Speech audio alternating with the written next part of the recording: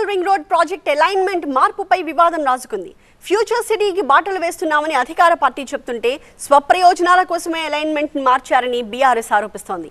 అటు RRR పై committee వేస్తున్నట్టుగా మంత్రి పొంగులేటి ప్రకటించారు.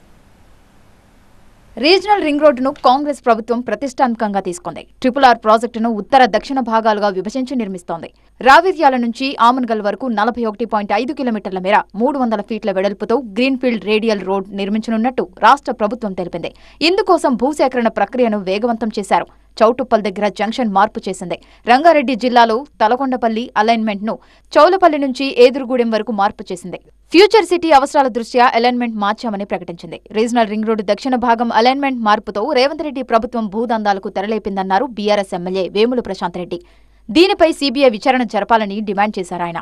ఫోర్త్ సిటీ పాత అలైన్మెంట్ మధ్య దూరం 10 కిలోమీటర్లు ఉంటే కొత్త అలైన్మెంట్తో ఆ దూరం 12 కిలోమీటర్లు అయిందన్నారు బీఆర్ఎస్ నేతలు. ఆమన్గల్ దగ్గర 400 ఎకరాల కుందారం భూములను లాక్కుంటున్నారని ఆరోపించారు.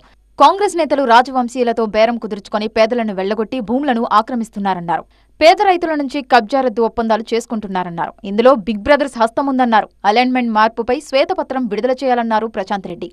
ఆ రాజవంశీయుల దగ్గర బేరం కుదుర్చుకొని ఇప్పుడు ఈ సాగు చేసుకుంటున్న రైతులకు చాలా చీప్గా వాళ్ళని భయపెట్టి ఎల్లగొట్టి మీ పేరు మీద లేదు ఇది ఎల్లగొట్టి ఈ కుందారం భూముల్ని వీళ్ళు ఆక్రమించేసారు.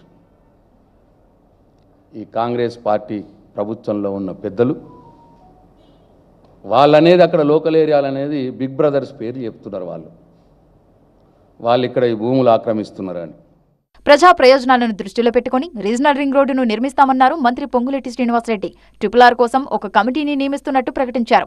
ఏదైతే RRR ఉందో ఈ RRR రీజనల్ రింగ్ రోడ్డు దక్షిణ భాగం అలైన్మెంట్ ఖరారు చేసేందుకు R&B స్పెషల్ చీఫ్ సెక్రటరీ ఆధ్వర్యంలో 12 మందితో కమిటీని అధికారులతో ఒక కమిటీని ఏర్పాటు చేయడం జరిగింది.